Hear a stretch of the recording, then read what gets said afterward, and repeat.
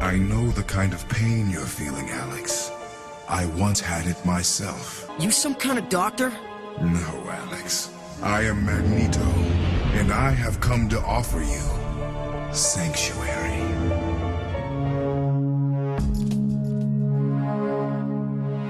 Welcome to Season 3 of the Grounded Futures podcast. This is the show where we discuss topics that are important to our collective survival and thrival. We also dig into ways youth, and anyone really, can gain new skills to thrive amid current and ongoing disasters. This season's meta theme is all about trust. Trust in ourselves, trust in our work and art, and trust in each other. We are your hosts, William and Carla. Welcome to our show.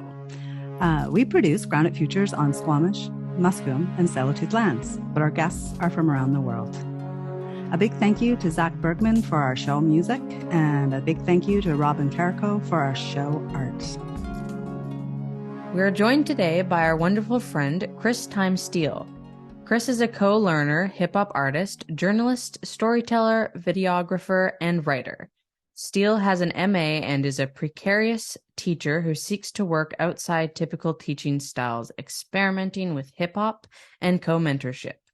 Steele contributes to Truth Out, has co-authored works with Noam Chomsky, Joy James, and Gerald Horne, and is the host of Time Talks podcast. Through music under the alias Time, Steele has worked with Common, Mick Jenkins, Shushu, and Psalm 1. Welcome to the show, Chris. Hey, thank y'all so much for having me. Yeah, welcome. I'm excited because you're really good at this. You're a really good interviewer. No, you all are. Ugh. Yeah, whatever. We don't get Noam Chomsky and Joe James and Gerald Horne calling us up after going, "Can I turn this into a whole book?" I mean, well, there's levels. Hopefully Chomsky doesn't do that after all that Epstein stuff. That was not cool. Yeah. I haven't even talked to you about that. Yeah, that's also not surprising. It's very his wheelhouse to go, I don't have to answer that question. Yeah. Yeah. Okay. But before we go on to talk about with you, we want to play a little game. Are you up for it? Yeah. And don't tell us, but do you know how many songs you've done? Do you have a ballpark idea? Don't tell us the that are actually out. Yeah. Oh, okay. Yeah, I do. Okay. So give us a ballpark figure, a large range that's not anywhere near it. You know how to do this. We're gonna guess. Pick a number, making us pick a number between 1 and whatever. Okay, 50 so and 500 or something. Yeah. It's gonna be The Price is Right. Okay, so yeah, and the winner just is good at guessing. so between 50 and 800. Whoa! Do you want to go first? So I just pick a random number. Yeah. Or just think about it. I'll pick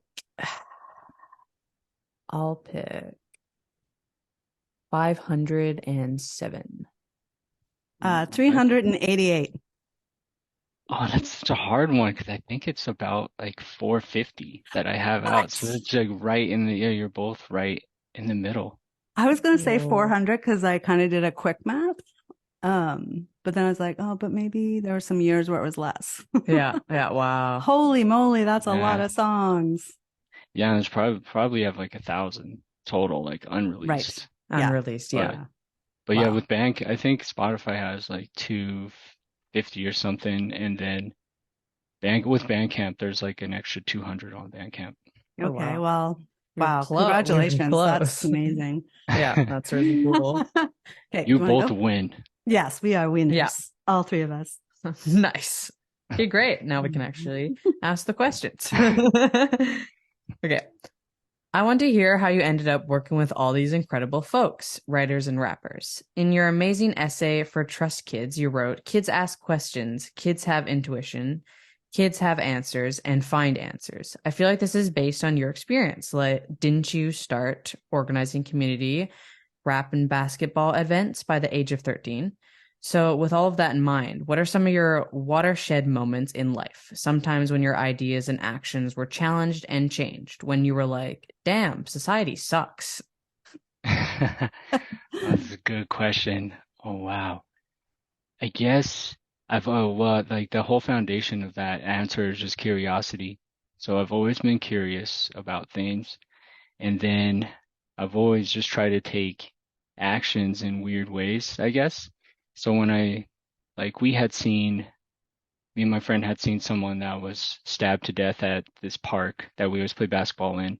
There was never any basketball tournaments that were really going on, and we loved hip hop. And Denver's kind of like this island that doesn't get a lot of, I don't know, I feel like it didn't have the best art or wasn't really access to it as a youth. So we decided to start our own tournament. So one thing I started doing with curiosity is I always had Slam magazine. So I would go and look at eight. So this was 800 numbers times. This was probably like internet wasn't too big. And when it was like trying to load all slow. So I would see like and one, there were 800 numbers, Slam magazine's 800 number, and I'd be calling them from payphones because 800 numbers were free then.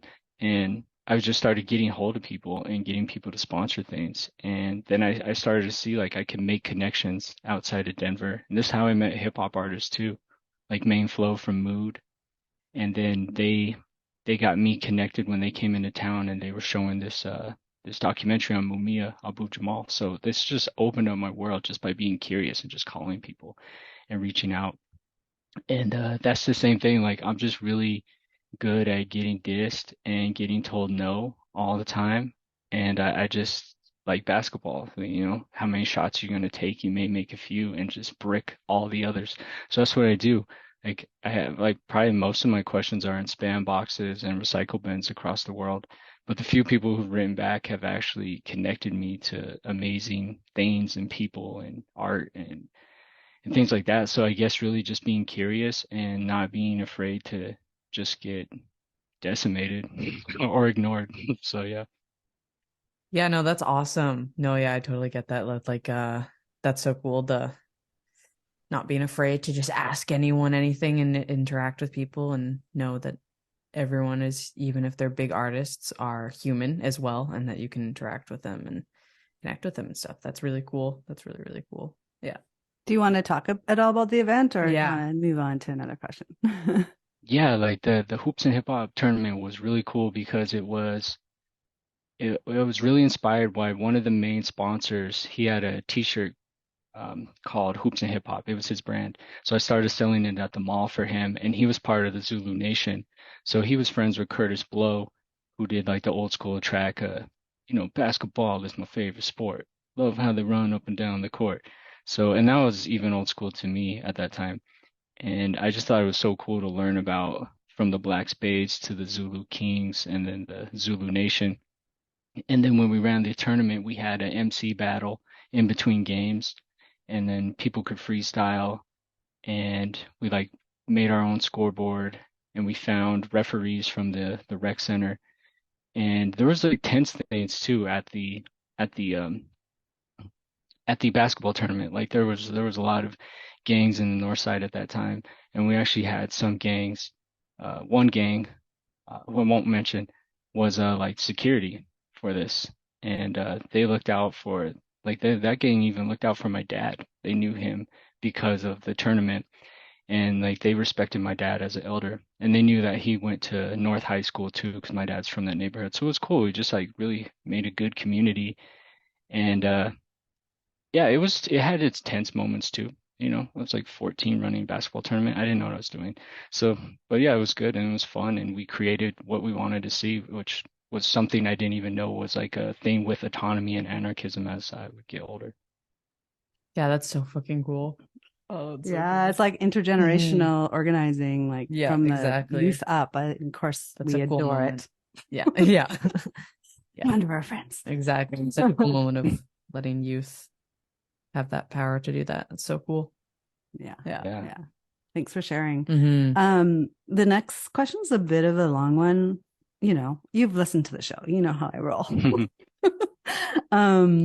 So that I'm always like saying you should change your title of your show, Time Talks to Time Listens, because that's what you do. And not only on the show, but everywhere and with everyone. I'm pretty sure I'm not alone in terms of people in your life and feeling that way. And in 2018, in the essay Decolonizing the Classroom, Embracing Radical Internationalism, you wrote,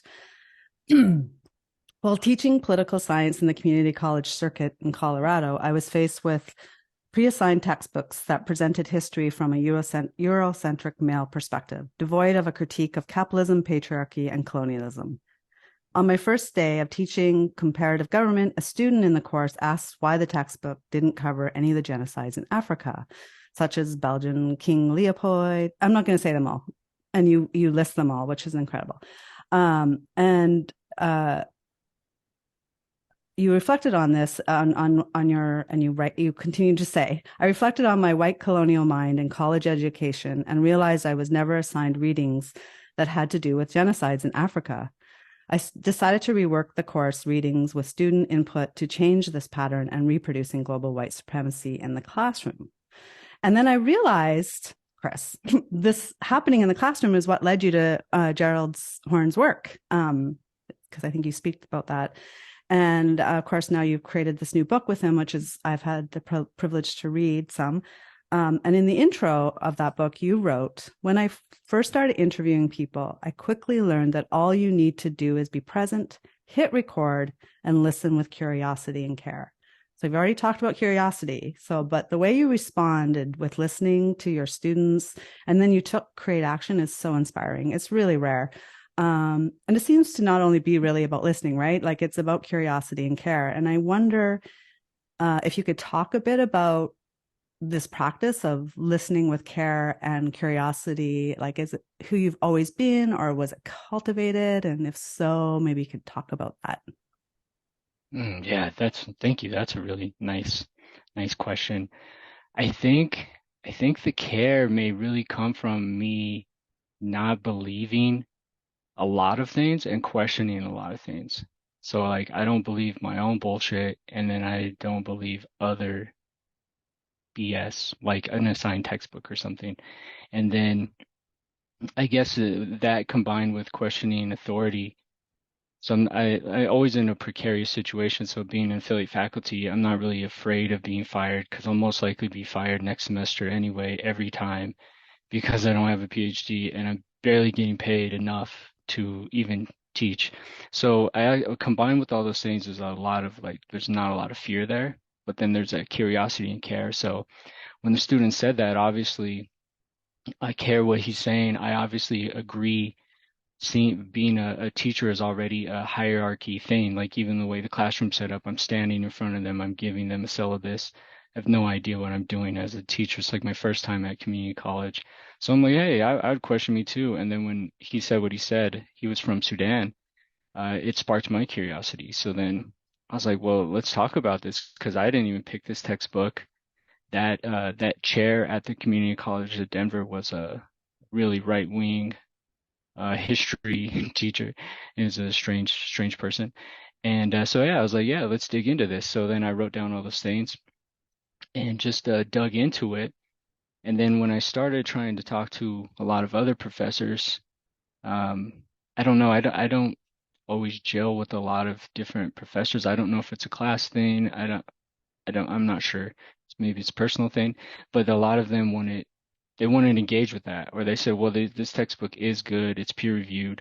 So I felt very alone with that. So then I went in and I was like, well, who else can I talk to? Well, I could talk to Gerald Horne, I could talk to Joy James. So then I was like kind of doing research. I guess that maybe ties into my journalism too and curiosity. Well, I can just interview someone about this.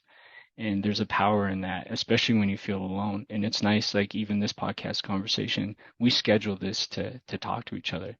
That's a beautiful thing when people are so tied up in their own lives and you can schedule a conversation and talk to someone. So I think really, yeah, those are the ways that it really ties in with questioning and then having care to like trust what someone's saying and actually listen to them.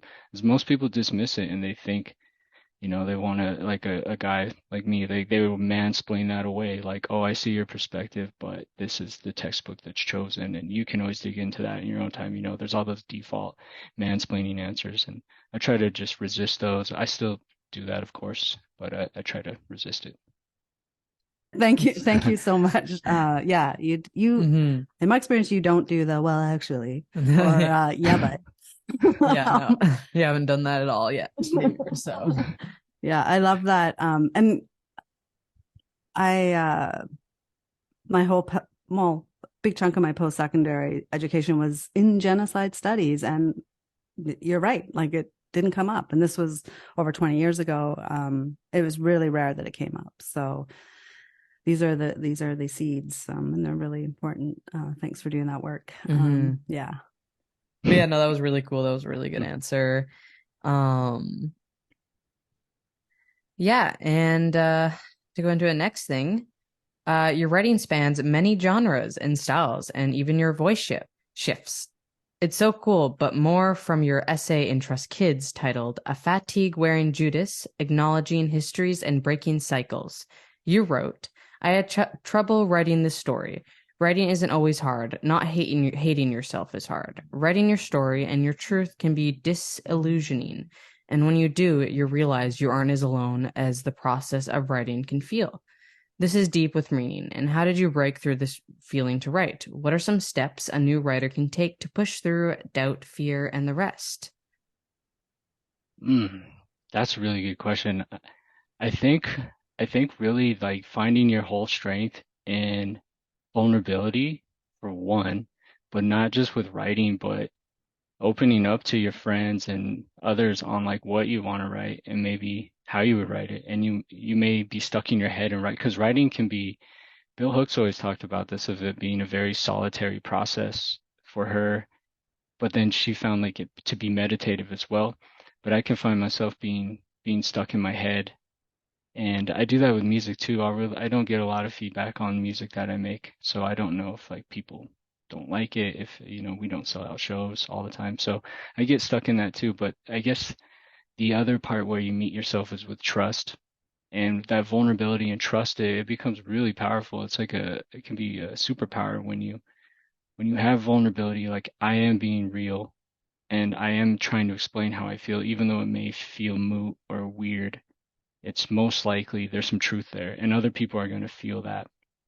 So I think that's kind of what I was really digging at.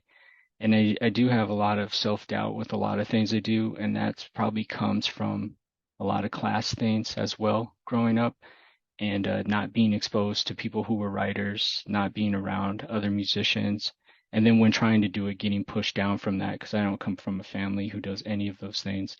So there's a lot of like gatekeeping and stuff. But back to the thing of just really like not caring, like the art of just letting stuff go and going for it. I think that's where I really find my power. And then um, the editor of this book was an extremely powerful person.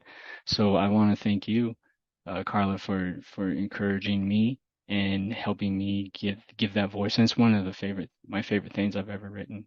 And it's not a solitary act at all. That's what I'm really saying here. It's about sharing it with others and encouraging each other and not saying no to each other and watching the magic bloom from that. Yeah, no, it was really cool. Like it really, yeah, it really resonated and connected with me and my whole family, and we just all, it was just, yeah, it's really cool. Your writing is really, really good. Even in music, it's really cool.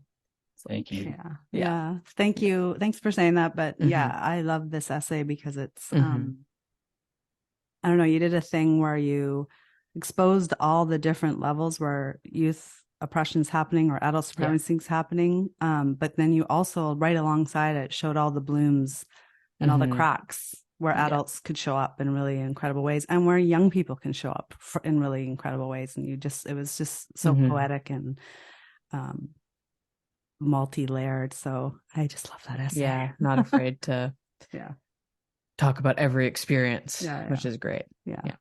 Oh, thank That's you. really all really good advice too. I love it. And it's Hmm. like, it reminds me of, it's about connecting, like, I think Ruth Ozaki talks about this. Like, there is no binary between the reader and the writer. Like, it's such a deep relationship. Yeah. And whether it's the Definitely. listener or the rapper, right?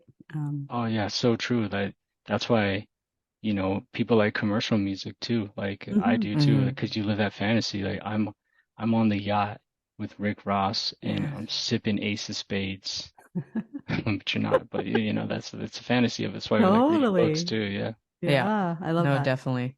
Yeah, that's so cool. Yeah. Thank you. Okay, another little bit long one, but not as long. um, yeah, so you're so good at holding the multiplicity and the contradictions of many truths or many lies or many facts, how facts are weird. And I remember talking to you about how historical materialism is very Eurocentric, and in a very classic Carla style, I got really stuck in the brambles with it and slightly confused. And you were so clear, like right away. And it got me out. It got me out of the brambles. And you didn't supply the answers, but you supplied openings. Like you came in with a hatchet and got rid of the brambles so I could move. And I think you do that for a lot of people. And thank you. And then I don't know, like a year later or 6 months later, your amazing song, Who's Dystopia, comes out, and you have this line that to me just sliced right to the heart of it, which is, history isn't materialist, different realities are actual. I mean, how do you do this? I always call you a poetic historian for this very reason, because you grab such a large concept and you're able to say it in a one line, and it covers profound depth and says so much. And I don't know, I'm curious about that process, because I think there's more to it than you just hear it and you write it. And yeah, like, which of these ideas, I mean, there's probably not a hard line, but when do you decide that sort of something you're kind of chewing on becomes a rap, like a song, versus like a written piece, like an essay or something like that? Maybe there's weavings. I definitely always try to go for rap first. If I can get in rap, I'm good. I feel happy about it. And that's where I am. I've always been a rapper since I was like 12. So that's what I do. And it's the way I communicate, and it's the way that it's the way I communicate best and most vulnerable. The way that I probably boil stuff down so fast is, being a rapper is like being in a big family, and you just gotta get it out, and you gotta get it out in a succinct way. And being part of freestyles and ciphers forever, you'll be rapping and the next rapper will start, going, yeah, that's them saying, okay, I'm up next, you're done.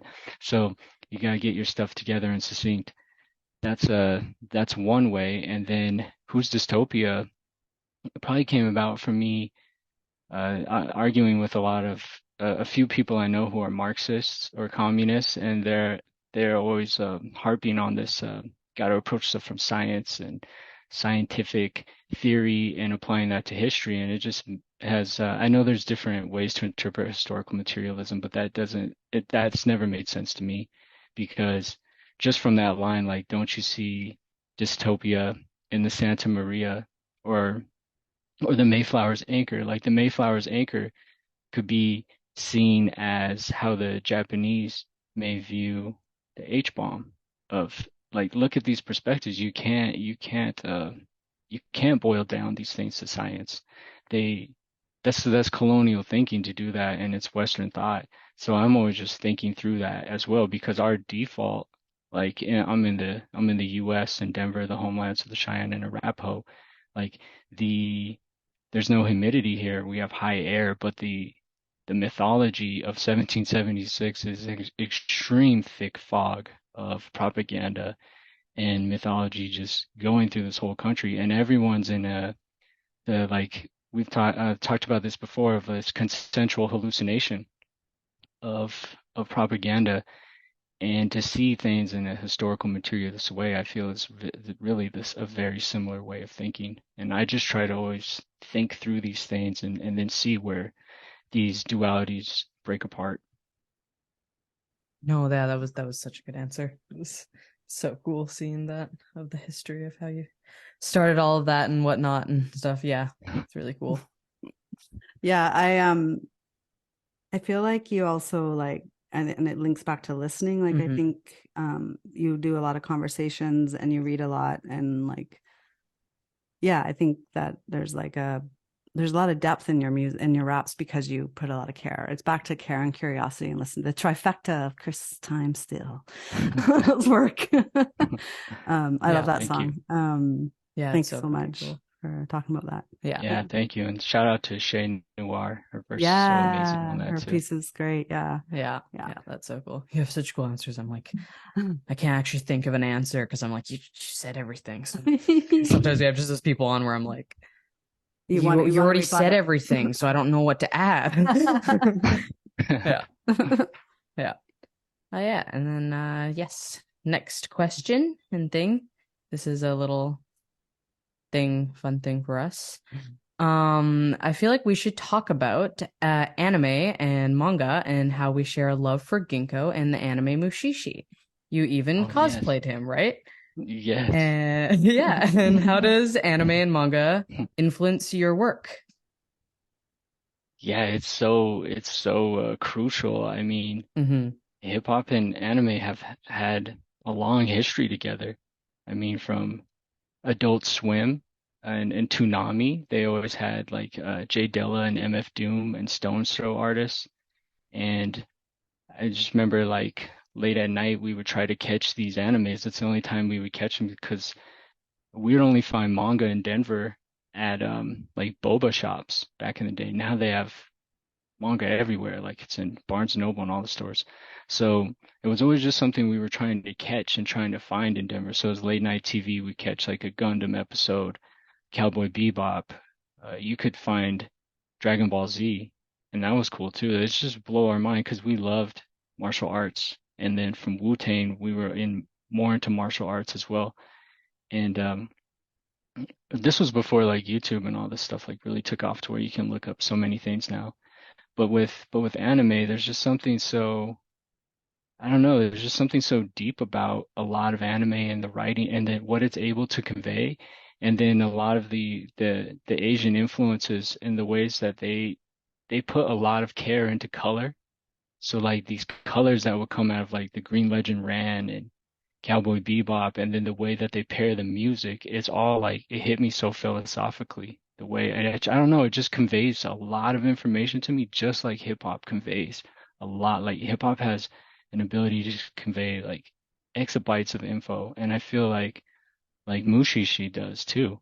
Like it's so philosophical. Like he's like pouring stuff in this person's ear to get the mushi out, and then the mushi like clouds like the different senses and then all the forest spirits and the lore. I don't know. I love all the philosophy that comes from a lot of anime and it's just honesty too. Right. Yeah, no, that's such a cool answer. No, I 100% agree. I wish I had I wish I was able to I had the access to knowing more about anime when I was younger. I mean, I watched all the Ghibli films, but I didn't really get into anime until later, and my brother has the same thing. So it's like because with just the people we were around. So that's really cool that you grew up in a way of like actually having access to that and like people like you actually had people around you that like you'd put on the TV and you'd be actually like excited about watching that kind of stuff. And yeah, I think that's so cool because I 100% agree that I wish anime was, I mean, it's become quite normalized, but like I wish more people would just be able to take it in as this to like this piece of media that's like you said, is really well written and captures people's heart the same way hip hop does and other things like that does. And yeah, no, I 100% agree. It's really cool. It's really, really cool. And I love that answer. Yeah. Mm-hmm. Yeah, I always love all the anime stuff that you bring to all the episodes too. I love Thank you. Yeah. talk about anime. Yeah, I'm quite obsessed. I've been obsessed for a while. Yeah, and I love that you like you include Mushishi and with those Yeah. other more dynamic shows because I've recommended Mushishi to people over the years and they've been like, it's so boring. Oh, it's Heartbreaking. This is why I don't, they have a hard time with with shows that are like really slow paced, quote unquote. So like because if you look at so much media now, especially in the West, like so much, movies like Marvel and whatnot is so fast paced and in your face of just like get the action out there, get everything fast, fast, fast, fast, fast. And I feel like with anime, like it will have stuff that's like quite fast paced, but it's still wanting to do that being able to actually sit with it and like actually process what you're watching and wanting to have conversations after you watch it about what you just watched and the meaning in it. And it gets you really interested now. And okay, now I need to like learn stuff about Japan because then I can have even more conversation about what just happened. And a lot of people can't take that. A lot of people are like, I just need to like turn off when I watch stuff. And it's, no, 100%. That's well said. Yeah, I agree. Yeah. It's the same thing. The with explosions. Yeah. Explosions and violence. Yeah. Yeah. Or spoon fed, right? Yeah. I don't want you to analyze. I like that you called it philosophical because it's true. Yeah. 100%. Yeah. Okay. I was going to ask one more question before we get into the. Oh, I have one more too before we get into the other ones, but yes. We wanted to ask about where did the name Time come from? Oh yeah, this is not an impressive story at all. It's but people want to know. Everyone wants to know. It was to eternally ban me from being discovered on Google and other ways. No, it's going back to And1, the basketball brand. There used to be this shirt because And1 used to have like little trash talk basketball things on it. And one of them was I had this shirt I'd always wear and it said, "I'm like time, I can't be stopped." And it has like this guy holding a basketball. And I would always wear that shirt whenever I went to like the rec, the park. So then people were like, "This guy's always wearing this. Like he's time. He's the time guy." So then it was the joke. I was like time because I couldn't be stopped on the basketball court. So that was just my nickname in the neighborhood. Like instead of Chris, I was like, "Hey, what's up, time?" And we all had our little names. And then, when I started rapping, it just stuck with me. So it's just a neighborhood nickname. Yeah, that makes sense. But that's still awesome. That's still a really awesome story. It's super cool. And also, like, it just suits you so much. It does. I mean, I don't know if I would have like listened to your podcast or reached out. I just love. It was like, time. What's this about? Yeah, because so many conversations we've had about. Yeah, we like about time and stuff. So. Yeah. Before we get into kind of the questions we ask everybody, we have a two-parter here. One, we want to play one of your songs that you can spend some time to think about. Maybe who's Dystopia, but also open to something newer. You could introduce, and we'll throw it on at the end of the show for folks to listen to. And the second thing is, I kind of heard a rumor that you do on the spot rap. And we're curious if you could do a rap. But would you be willing to like do a little on the spot rap? Yeah, I could do it on the spot rap. Let's see. What about some topics or some words? Sure. I have I put my computer on top of a couple books, and also I have stickers. What's helpful? Like we throw them at you as we go, or up front? Either way, you can put them in the chat too. We can do something, yeah. Well, I pulled a card for the conversation. Oh yeah, inspiration. And it was inspiration. So let's start with that. You can write that in. You're at Finn. Yeah, these are all the things you have around you. Oh, nice. These are good. You want to do the inspiration thing and then write that down as well, or do we? Oh, I'll remember that one. Yeah, okay, there's some. Any other words? Oh,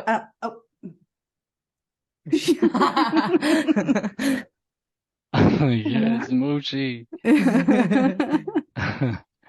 Okay. Well, so it's a little harder without a beat, but we'll go ahead and do this. We'll incorporate these words in here. I'm not going to be able to do a beat. Can you do a beat? I don't think I could keep one. I think I could start it and then it would trail off. Do it. Just start. It will slowly become techno. I mean, I could also just like tap a pen, like a pen on to get just to get that going. Yeah, you can trail off. You don't got to keep going. Yeah. Take it back to the lunchroom. We'll take it back to the lunchroom.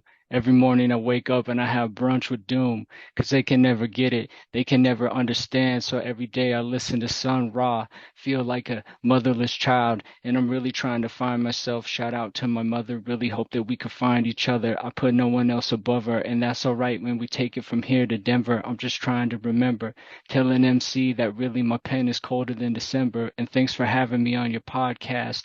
My pen is like a rod and I write real fast. Try to do it like magic and spell out these different words. Try to get through the pain and strife and untangle this entangled life. And they want to see what happened each time we do it, even though I got a rhyme from my soul, telling these people out here that we're on the soul patrol. When they really want to say what happened, I'm writing, I'm planting seeds. They want to say take what you need, but you ought to give back. That's called reciprocity. These other people really don't understand it. I'm rhyming through the stratosphere with unbelievable velocity. You are loved. I go above like Tech and Guru. They want to say what happened like Gangstar, but no one never really knew you. And this is a new premiere. That's DJ wordplay. They can never catch it each and every day when I do this, even though they heard them. That's a murder. That's a bunch of crows that can never really turn the sound on and never get muted. They really want to say what happened. I'm the best and there's no refuting, but we're all the best if we're all in a hall of mirrors. I'm really just trying to trust. They really want to say what happened through this different paradigm shift I bust, and they want to say this and that, but really I'm just trying to get these things off of my lids. We're trying to do this from here, smash adult supremacy and trust some kids, and I might watch some Mushi or another Blues Brothers show like John Belushi. Oh, that was so good. Oh my Oh, that God. was so good. I'm like, I could like bowing. Yeah. I never could do that. No. Ever. Oh, that is so fucking cool. Wow. Like, That's do fun. that, I just So you blows my got mind. some deep lines in there, maybe some Yeah. future songs. Do you ever use some of those from in future? Like, do you ever grab lines? Sometimes, yeah, like Mhm. sometimes I'll like if I'm ever stuck, I'll just freestyle or Mm. I'll freestyle in Mhm. the car because I feel like if you freestyle, you can all of a sudden like you let go of a lot of stuff. Mhm. Like, oh, I want to write a good song like that. You're just lying to yourself. So then you just let it go and you freestyle and then you fly up into an ether pocket, I feel sometimes. And then you can Yeah. just, grab a few things and then Yeah, Yeah, yeah. that's so cool. You must have awesome memory and you'd be able to like Yeah. remember words on the spot like that. I could never do that. Same. It's Yeah. brilliant. Thank Yeah. you. Did you know a song? What song you would like us to play? hmm. I'll probably let you all pick a song. I do have a new song that I just finished. I Um, like the honor of, I mean, we did that with Soul when we had him on Silver Threads. He gave us okay. a song before it was out, and that's special. Okay, let me find the intro for this then so I can explain it. It's a very special song. Oh, It requires a few sources though. Let me okay. okay. Oh, okay. I think I'm learning new stuff as I'm researching this. I Oh, didn't even know whoa. what I was I don't even know what I was doing. So The this magic. this track is called Our Day Will Come, and it's from a new album called Depressed Joy. And I was working on this track about Bobby Sands, the Irish revolutionary who died of a hunger strike under Margaret Thatcher. And I've been studying Bobby Sands for about a year for this song, and I've been reading everything I could find from him, his prison writings, and then I wrote this song called The Ballad of Bobby Sands. And then I had leftover stuff because I read for like a year, and I found this song called Coming Together by Frederick Rzuski, and he's a conductor. And he originally did this track where he took a paragraph from a prisoner who was in Attica, and his pen name in Attica was Sam Melville, and he writes this paragraph in prison, and they take it and they have like the whole orchestra going, but they read the paragraph, but they do it almost like a wave. As I haven't seen it explained that way, but you say the first sentence, and then you say the second sentence, and then you go back to the first, and you say one, two, and three, and you go back to the first, and you slowly read the paragraph. And when you read the whole paragraph, you then you then erase the first sentence of the paragraph and read this. So then it comes and you read it all, then you just read the last words.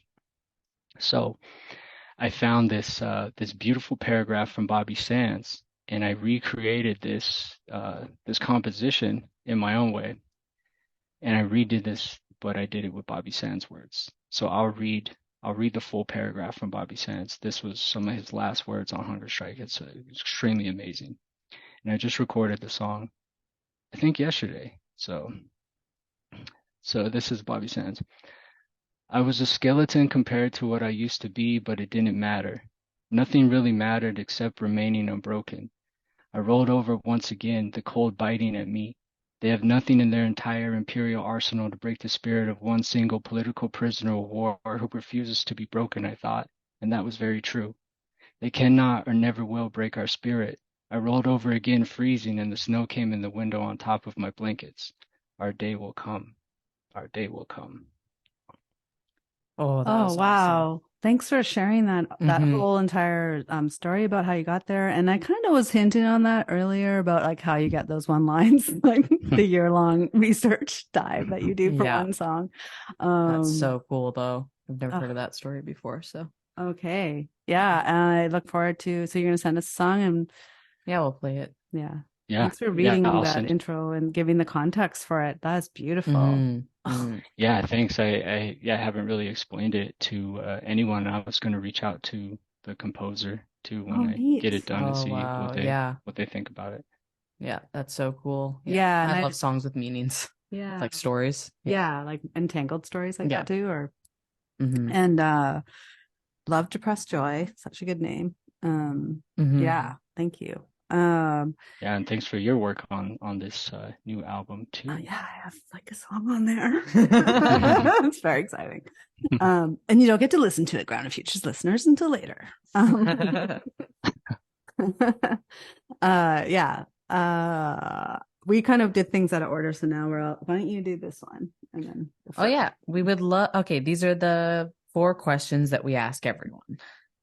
Okay. We would love to hear some of the ways you cultivate thriving and thrivistance in every day. Yes, thrive distance. I guess thriving is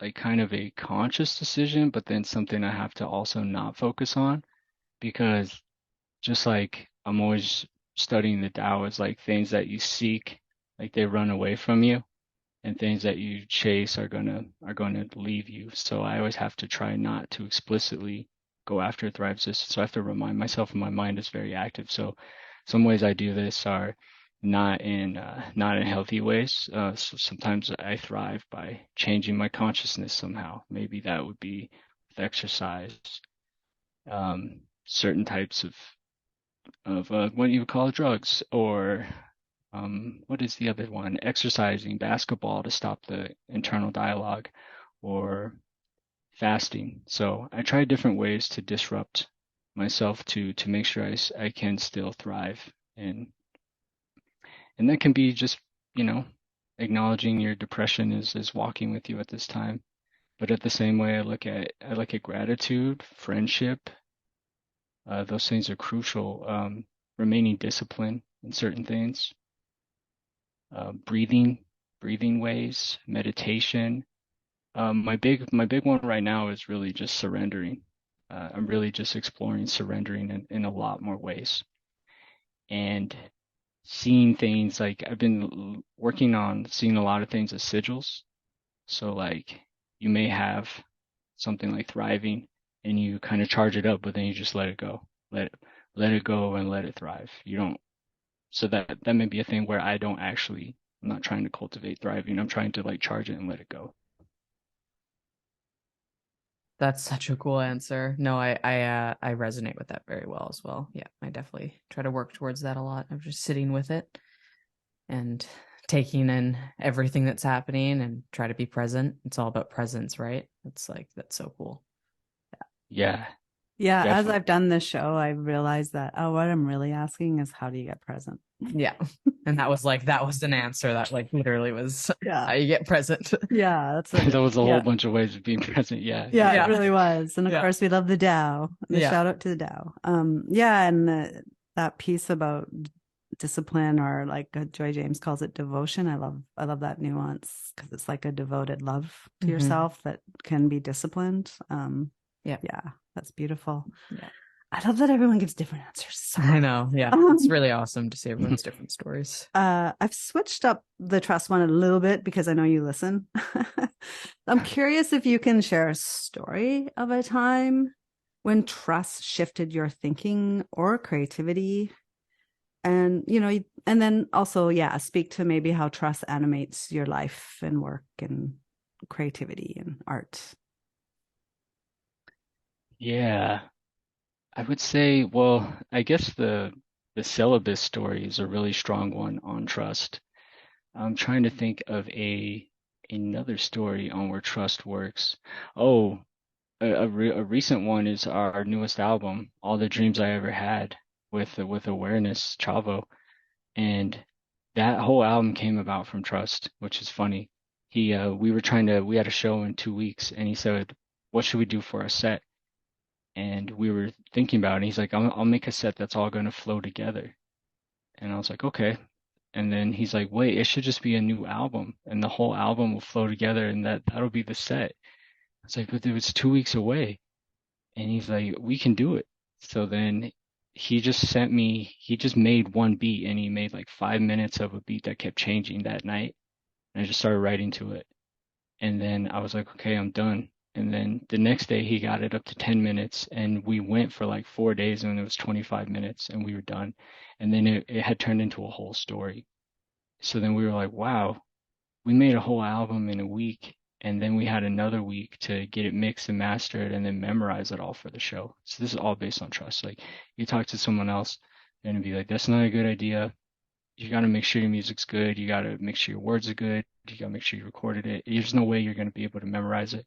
We just ignored all that doubt, and just went for it. And we've been doing this for 20 years, so we trusted ourselves based on that. So I would really say, yeah, that's a great example of trust. And like I've been listening to Sade a lot again, and I really like her song "Love Is Stronger Than Pride." So that's been another thing that's really been getting me through is coupling love with trust. Yeah, no, that was so cool. That's so cool. Love with Trust. Yeah. And that album is incredible. Yeah, that's so cool. I put it in my first Joy letter as a recommendation because it blew my mind. It didn't surprise me you all did it that quickly because you both just really trust your art and trust your voice. And like you said, 20 years of friendship and collaboration brings together it's just a fertile ground of where magic can happen and bloom and grow. But also I hope you do more with it because it's like it has the potential to be a rap opera. Yeah, that's what exactly. we designed it as. Yeah, we'll put links to that as well. Thank you so much. What were you saying to me? You asked a question just now. I know I moved this. I did. So I'm gonna ask this one, and then you ask that one. We already did this. Oh, okay. So then I just okay. Great. So this is the last, or it's not really the last thing because we have one more little thing, but this is like the last big question.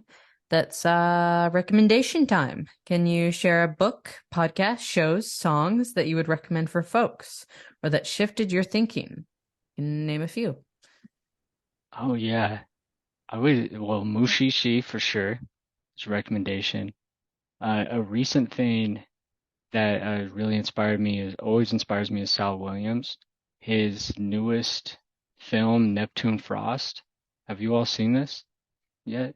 It's an amazing film. It's like a sci-fi, like cyberpunk, Afrofuturist film, and he did the music as well. It's just amazing. And it's anti-capitalist. I can't recommend it enough. I recently ran across the poet Henry Dumas, he was killed by police decades ago, I'm just discovering his work. His book Arc of Bones is amazing. And on YouTube, I found an interview that he did with Sun Ra, and it's him and Sun Ra having this discussion. And it's like they're playing Sun Ra's music so loudly in the background that you can barely even understand the interview, but it's amazing. Like just to listen to it. I'll send you the link. It highly has inspired me recently.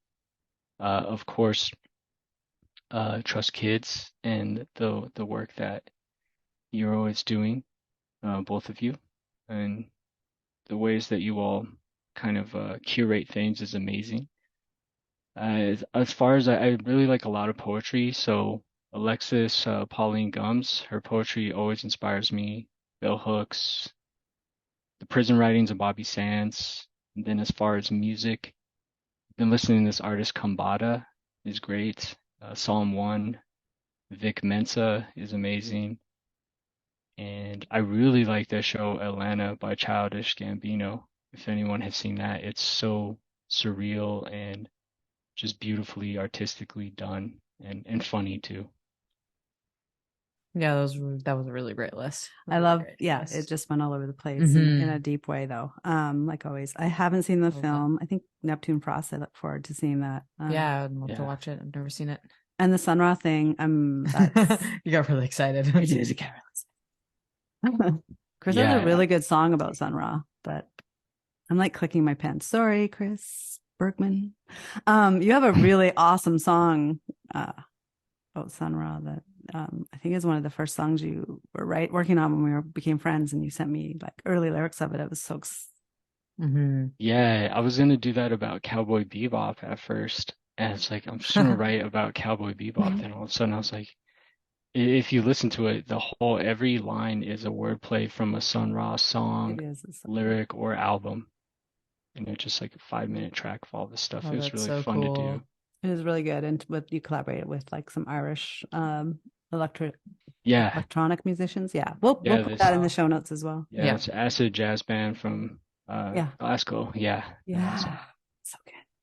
Can you actually just say a bit more about your book that's coming out before we move yeah. So I just want to thank you all for having me on this, and I'm really grateful for the time and space and you all listening and such cool questions. The book that's coming out later this year is with Gerald Horn, and it's called Acknowledging Radical Histories. And yeah, just excited for that to come out. And I don't have a date yet when it's coming out, but it should be this year.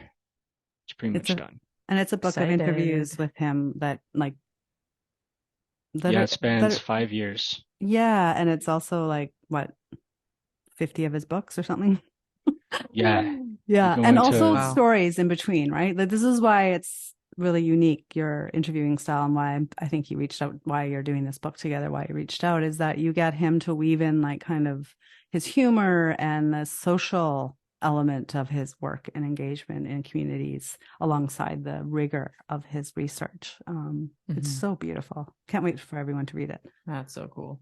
Yeah, that was one of my main goals, because he did so much activism around Mozambique and Zimbabwe, and he never talks about it himself because he's a historian. He digs into that, but he's part of this history, so it was cool to get that out of him. Yeah, I always learn so much when I listen to your when you do release some shows with him. I learn like so much. So thank you for opening up worlds for us all on your show. Excited for the book. And best way for people to be in touch with you and connect with your writing, you and music. You can reach us on Bandcamp on thisistime.bandcamp.com, or on Twitter or Instagram at timeraps. And I think I have an email link there somewhere.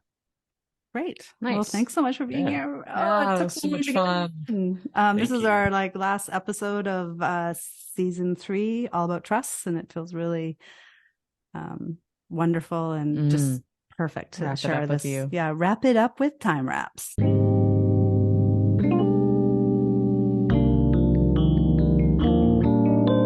I was a skeleton compared to what I used to be, but it didn't matter.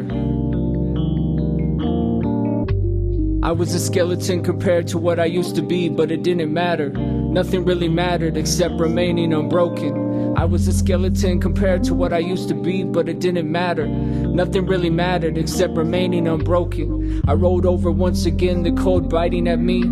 I was a skeleton compared to what I used to be, but it didn't matter. Nothing really mattered except remaining unbroken. I rolled over once again, the cold biting at me. They have nothing in their entire imperial arsenal to break the spirit of one single political prisoner of war who refuses to be broken, I thought, and that was very true. I was a skeleton compared to what I used to be, but it didn't matter. Nothing really mattered except remaining unbroken. I rolled over once again, the cold biting at me. They have nothing in their entire imperial arsenal to break the spirit of one single political prisoner of war who refuses to be broken, I thought, and that was very true. They cannot or never will break our spirit.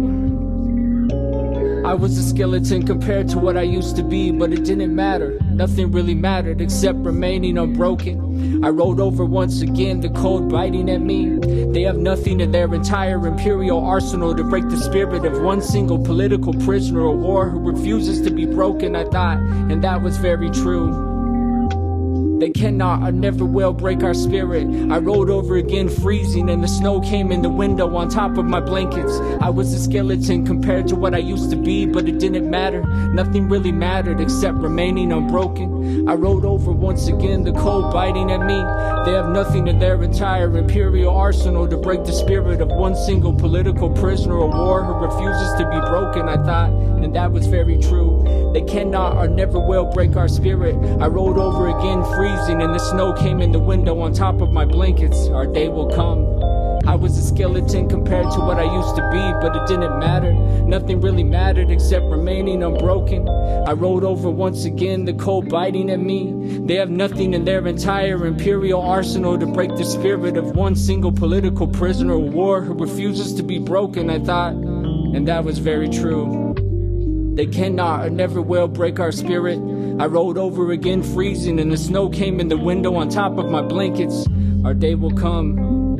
Our day will come. Nothing really mattered except remaining unbroken. I rolled over once again, the cold biting at me. They have nothing in their entire imperial arsenal to break the spirit of one single political prisoner of war who refuses to be broken, I thought, and that was very true. They cannot or never will break our spirit. I rolled over again, freezing, and the snow came in the window on top of my blankets. Our day will come. Our day will come. I rolled over once again, the cold biting at me. They have nothing in their entire imperial arsenal to break the spirit of one single political prisoner of war who refuses to be broken, I thought, and that was very true. They cannot or never will break our spirit.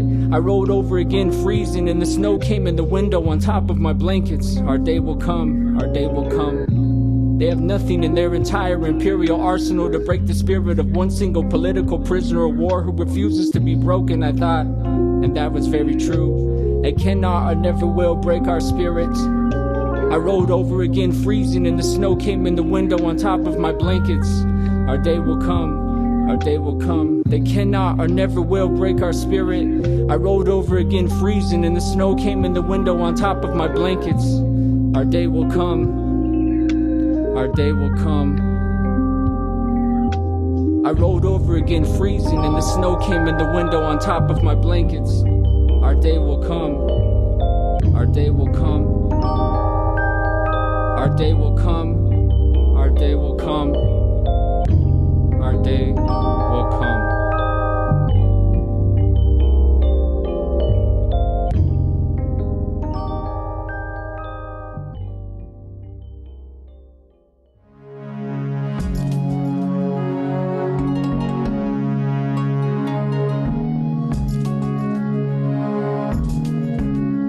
Thanks for listening to our show. Grounded Futures is a media production and mentorship collaborative, and this podcast is produced by Carla Bergman, William Joy, Jamie Lee Gonzalez, and Melissa Sharp, and our sound tech is by Chris Bergman. Resources and transcripts for this episode are in the show notes. If you want to donate some funds or check out our other awesome shows, head over to groundedfutures.com or email us with comments and suggestions at groundedfutures@gmail.com. And please tune in next time to hear more from our incredible guests on how to thrive in the everyday.